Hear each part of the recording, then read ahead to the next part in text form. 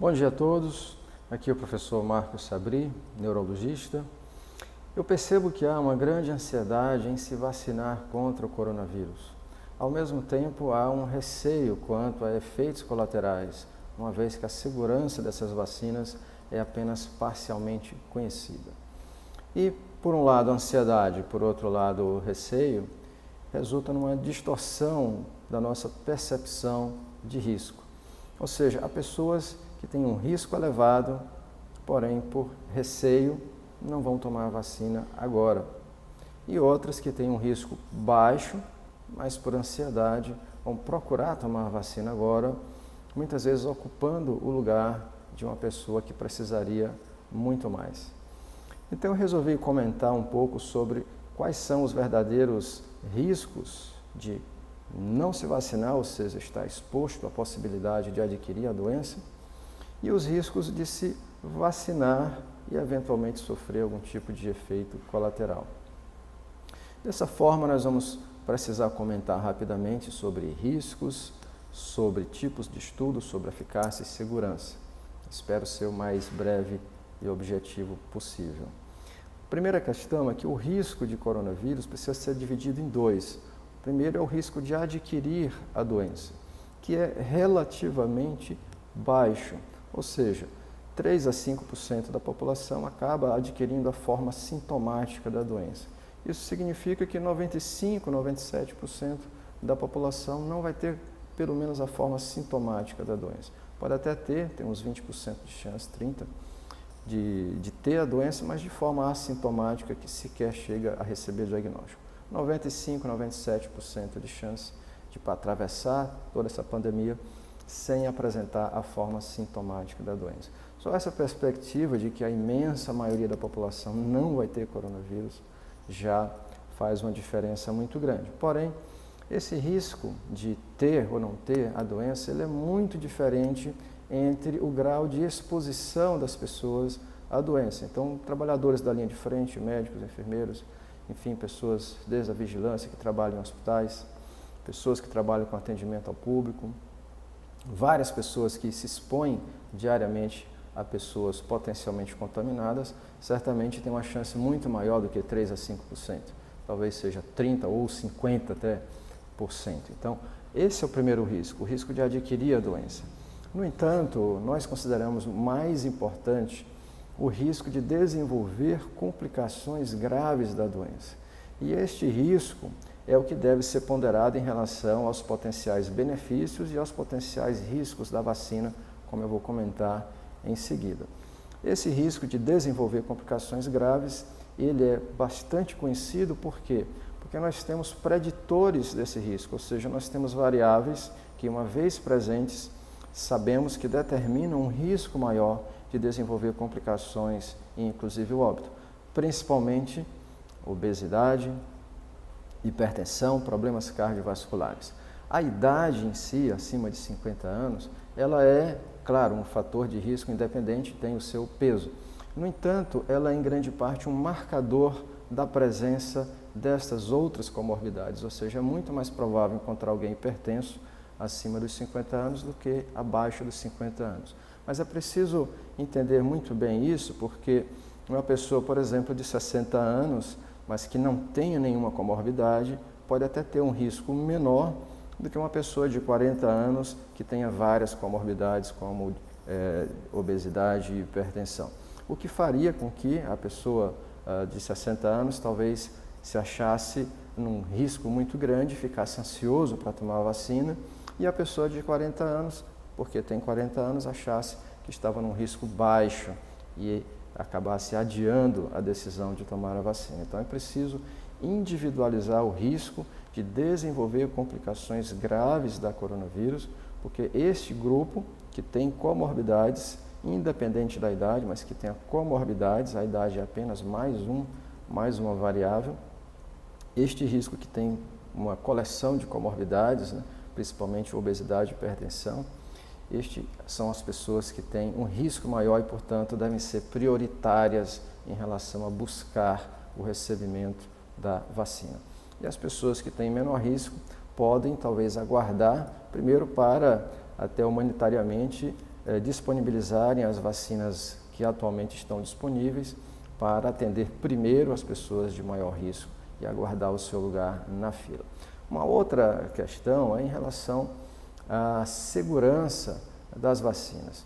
Nós precisamos entender duas grandes diferenças entre estudos para avaliar eficácia e estudos para avaliar segurança. Eficácia, é necessário fazer um estudo clínico, onde se medem várias variáveis e se acompanham alguns desfechos. No entanto, a quantidade de pessoas estudadas é relativamente pequeno quando comparado com a quantidade de pessoas que são necessárias de serem estudadas para avaliar estudos sobre segurança. Por quê? Porque estudos sobre eficácia medem números grandes, então a eficácia é 70%, isso quer dizer que de cada 100 pessoas estudadas, 70 vai apresentar o desfecho favorável, no caso, a proteção. Já efeitos colaterais são desfechos raros, então eu tenho um efeito colateral grave para 500 pessoas, né? Ou 1 para 1000 pessoas. Portanto, eu preciso de uma quantidade muito maior de pessoas estudadas para encontrar um evento colateral do que para encontrar a eficácia. Essa diferença é muito grande. Muitas vezes, eventos colaterais mais raros só são detectados em estudos pós-liberação da droga, ou seja, você autoriza a liberação a partir de uma determinação de eficácia e de uma certa segurança e continua monitorando a população que se submeteu ao uso daquela substância.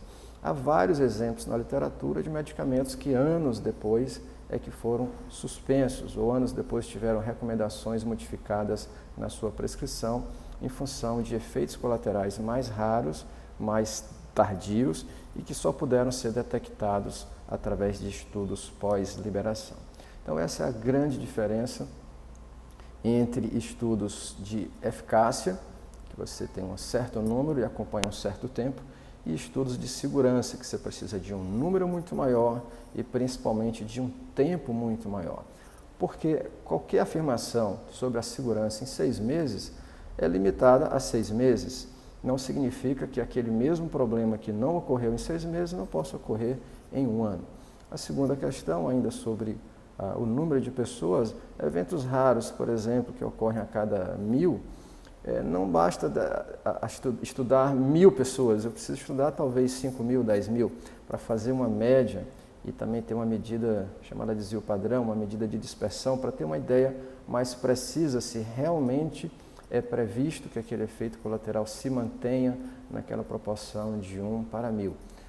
Um outro aspecto é que após estudos de liberação, né, estudos pós-liberação da droga, com uma quantidade maior de pessoas estudadas, é possível começar a avaliar fatores de risco para a ocorrência de efeitos colaterais da vacina, ou seja, é possível prever de antemão pessoas que têm uma chance maior de ter efeitos colaterais da vacina, e aí nós vamos poder ponderar muito melhor quem vale a pena ser exposto à vacina ou não, porque aí eu vou ter uma noção melhor dos dois lados da balança. De um lado, eu tenho já bem conhecidos fatores preditores de gravidade, de morte da doença. E hoje nós ainda não sabemos exatamente os fatores preditores de efeitos colaterais da vacina, mas quando nós tivermos esses dois lados da balança, as decisões vão poder ser tomadas de forma muito mais ponderada, muito mais racional. Neste momento, o que eu gostaria de concluir é que nós precisamos tomar decisões não baseadas na ansiedade, não baseadas no medo. Pessoas ansiosas podem ter uma percepção de risco distorcida e já buscarem se expor à vacina, muitas vezes ocupando o lugar de uma pessoa que tinha um maior risco. E pessoas, às vezes, muito receosas, que têm muito medo, elas até têm um risco maior, mas não têm essa percepção, percebem muito mais o medo e acabam evitando a vacina e que deveriam buscar prioritariamente, ao invés de se afastarem dela. Então, uma análise mais individualizada de risco, uma análise mais ponderada, uma análise mais racional, é que eu estou convidando vocês a refletirem para tomarem decisões bastante individualizadas. Precisa avaliar, primeiro, qual é a probabilidade de adquirir coronavírus? De maneira geral, é relativamente baixa, como eu já falei, 95% de chance até de nem ter a forma sintomática. Porém, isso varia muito em função do seu grau de exposição. Pessoas que atendem público, pessoas que são expostas a pacientes com coronavírus, pode ter até 30%, 50%. Então, esse é o primeiro risco. O segundo risco, de desenvolver complicações graves, inclusive óbitos. Aí é uma questão de avaliar os chamados preditores, como principalmente obesidade, hipertensão, problemas cardiovasculares e a idade de forma bastante individualizada. Por outro lado, a eficácia da vacina. Mesmo uma vacina que tenha 50% de eficácia, ela pode valer a pena. Por quê? Porque ela pode reduzir a gravidade dos outros 50% que ela não conseguiu evitar totalmente a contaminação. E as outras vacinas que têm uma eficácia maior de 70%, 80%, estas com certeza já têm uma relação mais clara de que valem a pena. Com relação a efeitos colaterais, nós precisamos de uma quantidade maior de pessoas estudadas, o que certamente está sendo feito em estudos pós-liberação. Logo, logo nós teremos mais informações, inclusive com preditores de risco para efeitos colaterais e principalmente saber realmente em que ponto da curva se situam a frequência de efeitos colaterais graves. Com estas informações, vai ficar ainda mais refinada a nossa capacidade de decidir. No entanto, no momento atual, com as informações sobre eficácia, as informações sobre segurança, embora limitadas por um tempo relativamente curto entre o desenvolvimento da vacina e o período atual de observação. E é importante entender que essa limitação do conhecimento sobre a segurança não se deve ao fato de que os estudos são mal feitos. Não é isso. A questão é o tempo relativamente curto. A conclusão, qualquer que seja, sobre segurança, ela está limitada ao tempo de observação. À medida que o tempo passa, esse tempo também de observação, é claro, vai se estendendo e a noção sobre segurança vai se tornando mais precisa. Então, em resumo, vamos individualizar o risco de ter a doença, individualizar o risco de desenvolver complicações graves, fugir da distorção, né, de percepção de um risco diferente a partir da ansiedade ou do medo. Pessoas ansiosas não devem buscar a vacina só porque estão ansiosas, ocupando o lugar de uma pessoa que tem um maior risco. E pessoas de maior risco não devem negligenciar esse risco e fugir da vacina porque tem medo. Vamos individualizar essas avaliações, tomar decisões ponderadas, racionais e vai ter vacina para todo mundo. Numa primeira fase, aquelas pessoas de maior risco e numa segunda fase, as pessoas que têm realmente condições de aguardar um pouco mais. Aqui é o professor Marcos Sabri, espero ter contribuído para o debate.